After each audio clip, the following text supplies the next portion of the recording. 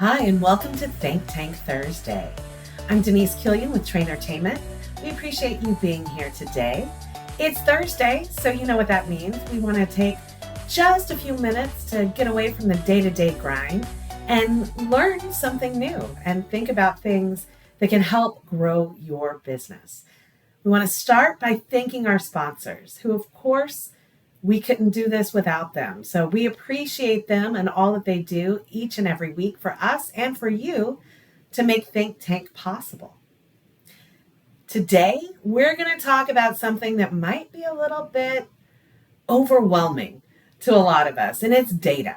The importance of data and knowing information that helps you make better decisions about your business.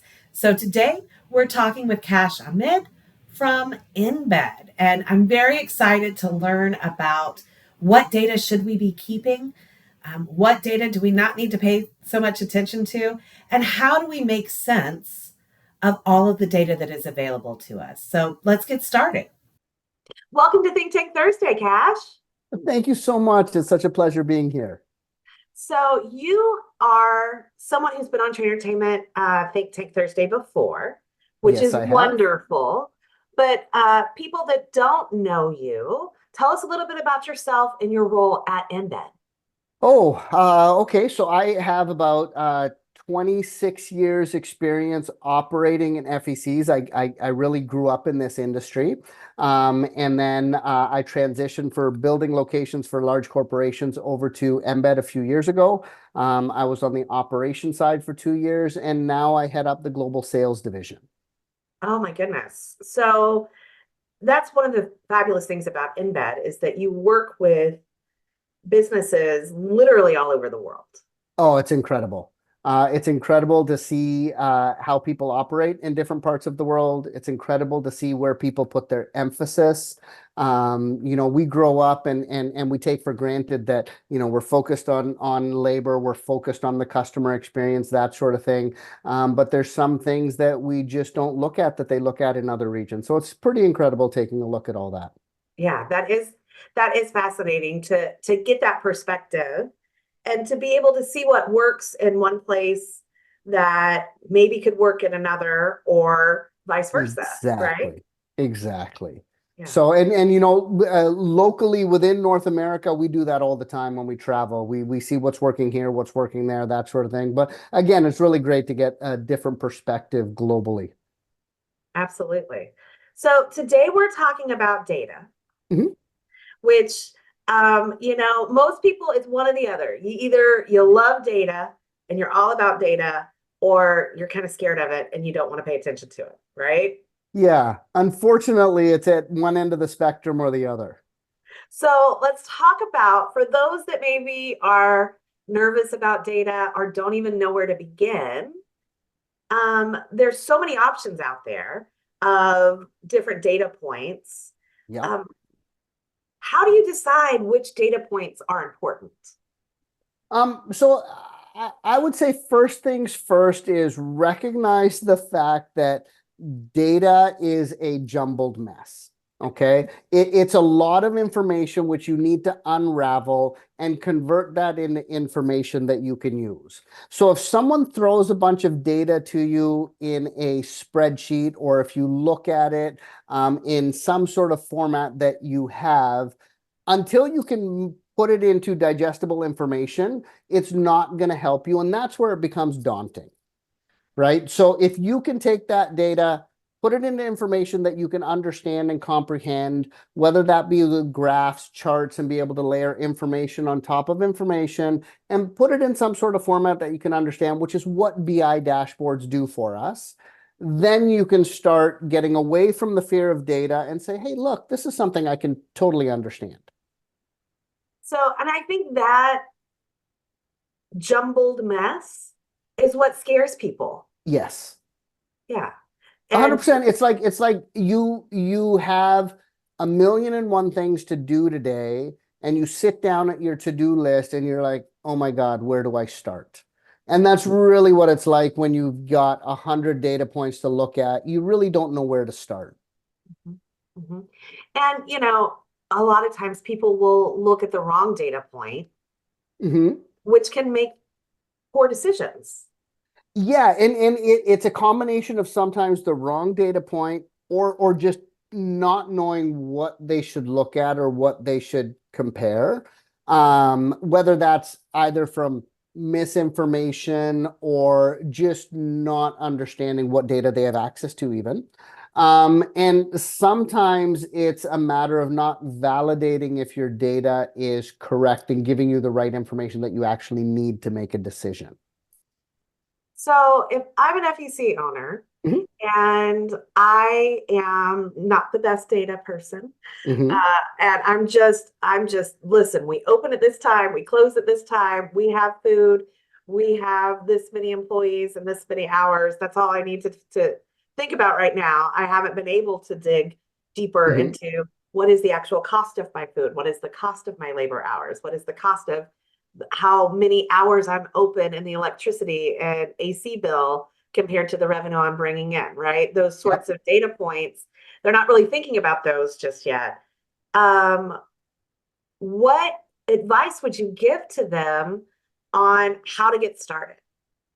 Yeah, and I think that is really the most important thing. Where can I start? And you have to start with something, right? So what I would suggest is as operators, we are very good at taking care of the operations and reacting when we have information.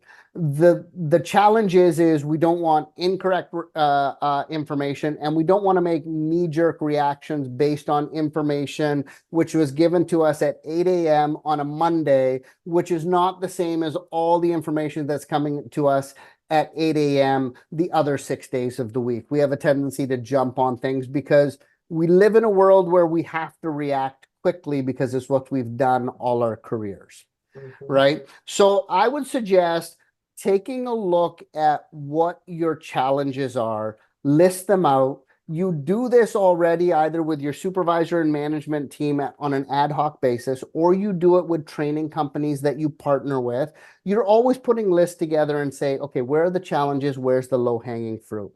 Once you have a list of your challenges, data will help every single one of those categories, whether it's HR, whether it's training, whether it's dollars and cents being spent, whether it's profitability of attractions and games. Data is valuable in every single aspect. So take a look at where your biggest opportunities are and then see what sort of data you can start collecting there. And then get help. Get help from partners, which are training companies who look at data on a regular basis. Get a partnership from software companies who look at data on a regular basis. Your vendors are already looking at data on a regular basis. Get help and get them to support you in what you should look at and how you can look at it. And there's some dashboards which are already available out there with software companies. There's metrics which training companies look at on a regular basis, and start being able to wrap your head around what is there. And then start thinking about what decisions you're going to make with that information after you've processed it. And then validate it with some of your partners. Say, hey, I'm thinking about doing this based on this information. The more and more you do that, the more and more you get out of your comfort zone, it'll just be easy for you every time. So, what do you think are, other than kind of the fear of, gosh, this is a jumbled mess, as you Mhm. said, what do you think some of the other challenges are for FECs to be able to collect good data? Sometimes it's the fact that we don't record things or we make assumptions about what is happening and we don't validate those assumptions with our data. Okay.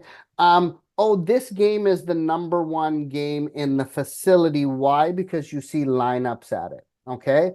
Is there a lineup because people are trying to figure out how to play the game and it just takes longer to figure it out? Is it a lineup because that gameplay is longer than the average game that you have?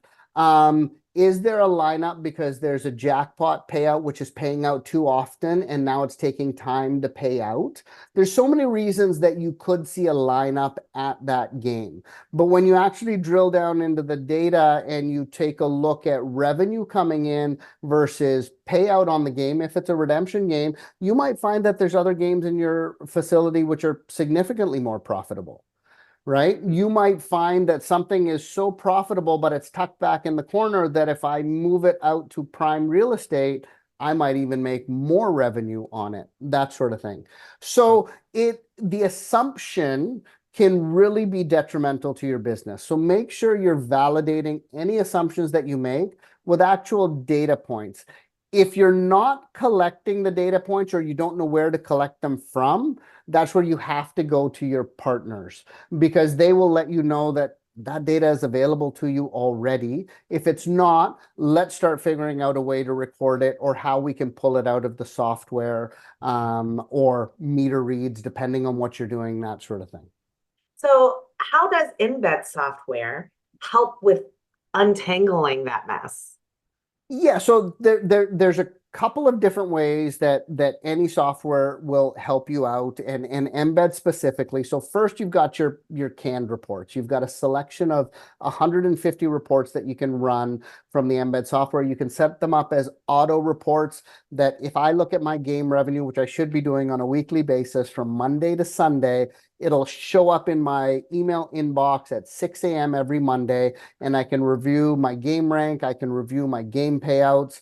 I have a tendency to take a look at location sales and tax summary to see how much revenue you're making on a daily or weekly basis.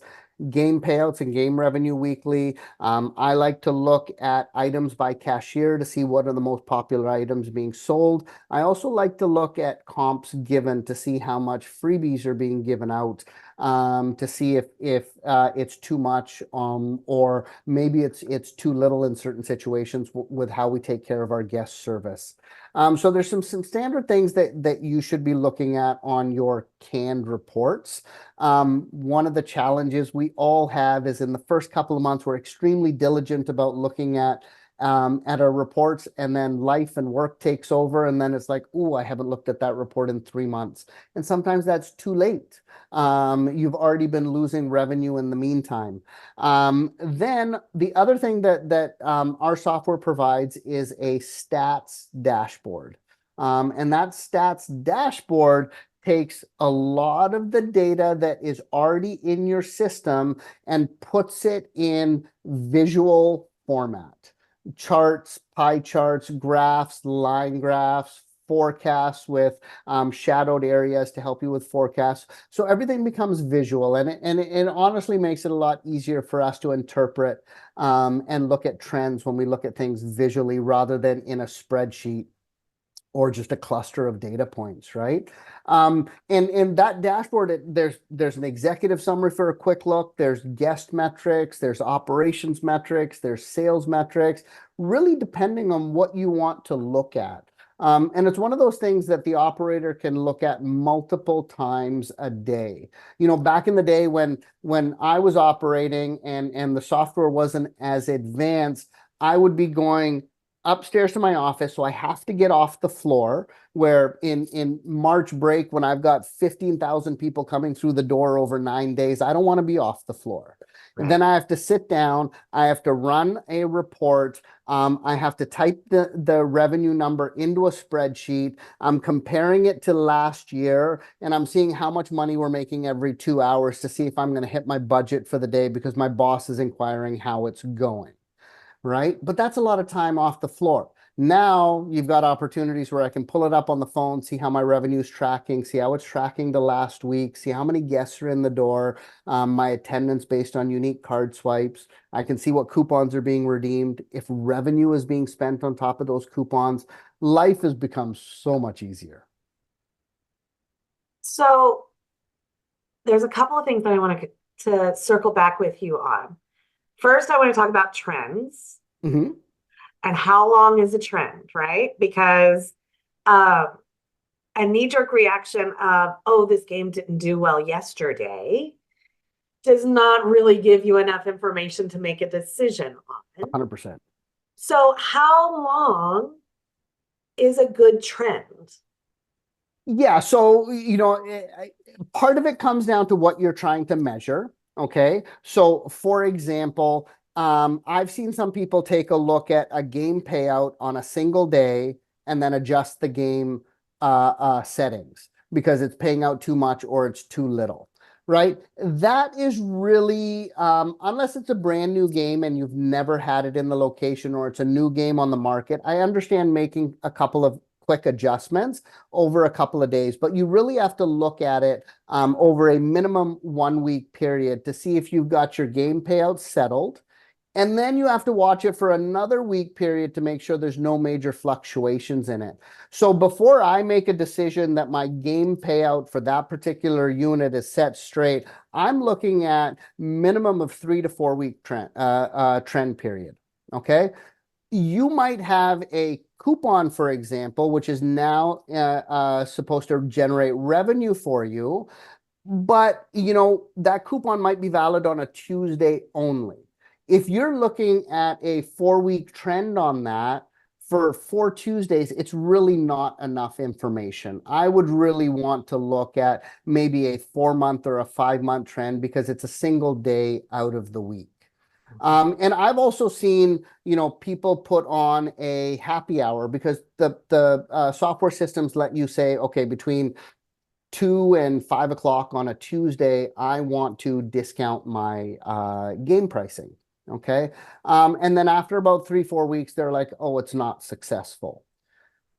But if you let that run and let people develop habits, and that goes for about 4 or 5 months, you may find that that happy hour becomes one of your busiest times. You know, I worked in a location where we had it was stimulation Saturdays. It was 4 hours unlimited play on a Saturday and power play Wednesdays, 3 hours unlimited play on a Wednesday. And this was way back before time play had gotten popular. And we ran that, and it really wasn't getting much traction. But that location was open for 21 years. And after about year 4, that Wednesday period and that Saturday period were consistently the busiest. Right. So it does take time for trends to really catch. If you're not coupling it with your training, if you're not coupling it with your marketing and promotions, it ends up being a found opportunity for your clientele, people who are willing to pay full price already. So you really have to make sure that you couple it with other aspects of your business to make sure it's successful. But yeah, try not to make knee-jerk reactions based on a very short cycle time of anything. So you're collecting then data for the use of the machines. Mhm. How does that translate into information that FEC operators and managers can use in terms of staffing and overall money savings? Yeah, so there's some basic things that you can do. So as a habit, traditionally we were always looking at our game rankings and our game payouts, right? Then what you can start to do is start to look at changes in your trends. Okay, so I had a 4-sided game or a 4-player game that used to be in the top 3. Now it's dropping around 15th place or something like that. So has there been a change in the market? Has been there a change in the position of the game? Has there been a change in the software? Or is it possible that we just haven't been diligent to check if all player positions are working? And it might just indicate somewhere that one of your player positions isn't working, or you did a game floor shift and one of the player positions is so close to another game that it's uncomfortable to have increased dwell time there. So now people won't stand there.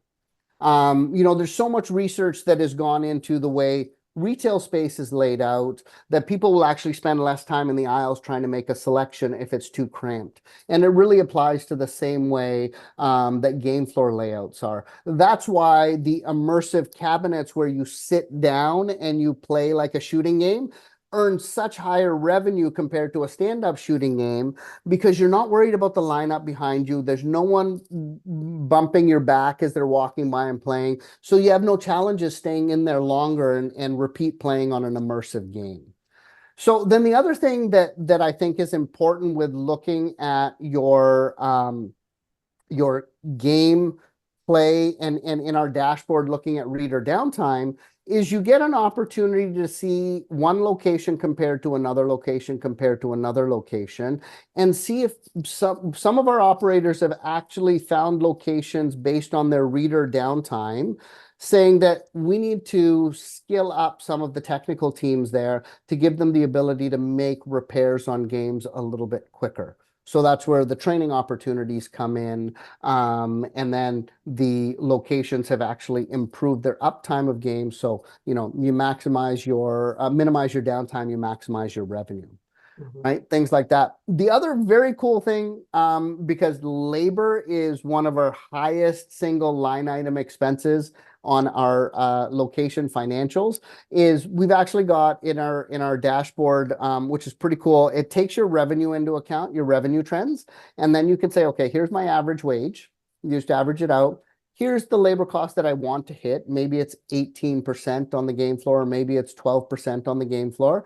And then it'll actually give you projections of how to staff based on your revenue for those days. So it's a little tool which you can play around with and see how it compares to how you're currently staffing. But, if you can make a couple of tweaks here and there, it really, when you amortize that over the year, it can be some huge savings for you, which just go into either renovations, training programs, incentives. There's so many ways you can spend savings. That's fantastic. So all of that data is there. Mm-hmm. Does Embed just send out the data, or does everybody get a cash when they join Embed? Like, how do you help people understand all the tools that are there? Yeah, so we have a couple of things. First of all, we have a really fantastic training team around the software, which if you're trying to figure something out, you can actually just contact them and say, hey, I'm wondering how to get this, information, and they'll let you know which report to run or what to look at. However, we also have this at the beginning of our fiscal year, which starts in July 1st. So July 1st of 2023, we created a new team called the Success Squad. And they are literally there just for the success of the customer. So they focus on things like mobile wallet and best practices, stats, and how to interpret the information and make decisions, and things like that. So it's really our SaaS products that they're focusing on. They even have a Go Train team, which goes into locations and will help your team understand best practices and how to utilize the software to make improvements. So there's the Success Squad and the Go Train team. There's our inherent training team that we already have, which is available to anyone who's using our software. And then over the last couple of years, we've really focused with our sales team to understand operations. Because if I'm an operator and someone comes to me and just wants to talk software, I get bored in about 3.3 seconds. But if anyone comes to me and they want to talk operations, I can literally sit with you for about 48 hours straight with a couple of cups of coffee or a lot of cups of coffee and talk constantly. Right. So if you talk in the manner that operators understand, the operators will talk to you in their lingo, and it's a lot easier to communicate and be able to assist. And I'm regularly doing location visits, and I'll say, look, if you want to send me your 3-month sales mix, I'll make recommendations on where your opportunities are, because I think at a minimum, everyone should be looking at their product sales at minimum every 3 months to see what your number one product is and where's the opportunity to bump those people up incrementally, and where's your number 2 product being sold and where's the opportunity to bump them up incrementally. That's fantastic. So it's really a partnership. It has to be. It has to be. And the one thing that I really love about the FEC industry is everyone is so willing to talk to each other. And if you do that, you'll find out that there's so many partners out there who just want to help you because they want the industry to be better. There's nothing really in it for them. It's really just a matter of making the industry better. Mhm. That's fantastic. So, okay. So data, scary. It doesn't A have little to bit can be. be, It doesn't shouldn't have to be, be, but it right? can be. Yes, exactly. And that there are options out there, whether you are new to the data collection game, Mhm. or you have been doing it for a long time. There's also the opposite end where you can have too much data that isn't really telling you what you need. Yeah, you do have to sift through things. You know, it's very common if you're putting things in a chart, you've got your X and Y axis, right? And then you can layer a line graph over top of it to get another information. You could theoretically layer another line graph on top. But as soon as you're looking at 15 data points on the same chart, it's going to get way too confusing to try and make decisions. So, what is going to make the decision for you easier? And it has to be more than one or two data points. So let's take an attraction, for example. Mhm. Okay, I've got this amount of square footage. Okay, I've got a certain amount of revenue that I can put into this square footage. Okay, now I can look at the industry numbers that if I put in, such and such attraction, which is say 1,000 square feet, and this is what it's earning in other locations. Are those locations the same as mine? Are they in population centers, which are the same as mine? Do they have the same sort of draw as my location? Does my location have more activities that I could get more revenue through there? I have to look at these. So then I want to add another data point that what's the staffing? Now, what's the staffing in my market? How much does it cost? And what are my margins going to be? Then what's the price going to be? What's the revenue per square foot potential? Like how many cycles can I do in a day? Then that's all at 100% utilization. Okay. So now we know it's not going to be 100% utilized because you've really got that 80-20 rule, 80% of the traffic on the weekends, 20% on the weekdays, that sort of thing. So what happens if we put it in at 25% utilization? So let's reduce the revenue to say, okay, 25% of my 100% traffic, and what's the revenue going to be? Now I've got multiple data points. But if I'm going to start to look at, other things which are subjective and not data points, like what's the perception of, guns in the market because I'm going to be putting a laser tag attraction in. It's really tough for me to marry that up with the data that I'm looking at to make a decision. So try not to throw everything in the kitchen sink into your data analysis, but make sure that once you take a look at one data set and you're like, okay, if I'm looking at this, I'm going to make this decision between these attractions. Then take a look at another set of data points and say, okay, am I making the same decision? If that data is showing me a different decision, how can I layer this data on top of this data and see where the common points are to see what's the best decision for me? So let's talk for a second about, you mentioned a couple of Embed's products, how you can integrate them in making better decisions and improving the bottom line of businesses. Yeah. So, if you are doing something like your canned reports on a regular basis, and then when it gets to budgeting time, you're looking at a longer period, right? Whether that be broken down into quarterly chunks to understand your seasonality or whatever it may be. If you're coupling that with your go-to stats dashboards and you're looking at the data, it will help you look at individual opportunities on your financials. Okay. So what I used to always do is I've got my budget, I've got my actuals. Okay. So I go through the variances. Where am I over budget on any of my expense lines? What data do I have available to help me drill down into those? And then where am I under on my revenue projections? What data do I have available to help me figure out how I can improve those shortages on my revenue lines, right? And then start applying it. One thing which I think is really important for businesses to look at is the start, stop, and continue when it comes to your budgeting time and what you're going to do for your next fiscal year. And maybe you want to even do this halfway through the year. What am I going to start doing that I haven't been doing? And hopefully that is looking at your data and making decisions based on your data. What am I going to stop doing? Okay. Which could be when it comes to data, it could be I'm going to stop, second guessing the data and make decisions which are contrary to that. It's like when you disagree with your GPS where it's telling you where to go, and you're like, no, that's not right. And then you end up in traffic, Mhm. right? So let's not make knee-jerk reactions and disagree with the data.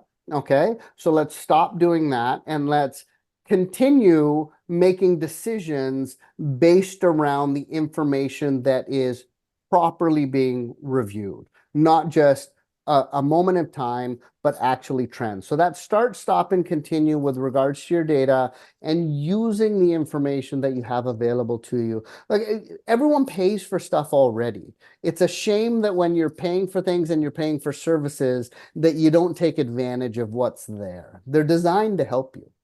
Right. And I just love the Success Squad. That's just a great name.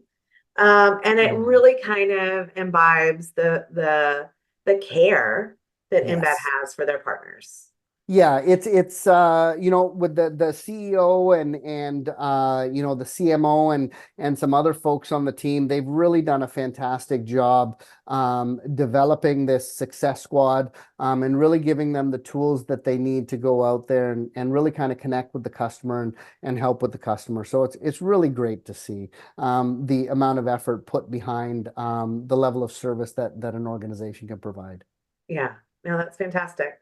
Okay, how can people get in touch with you, Cash?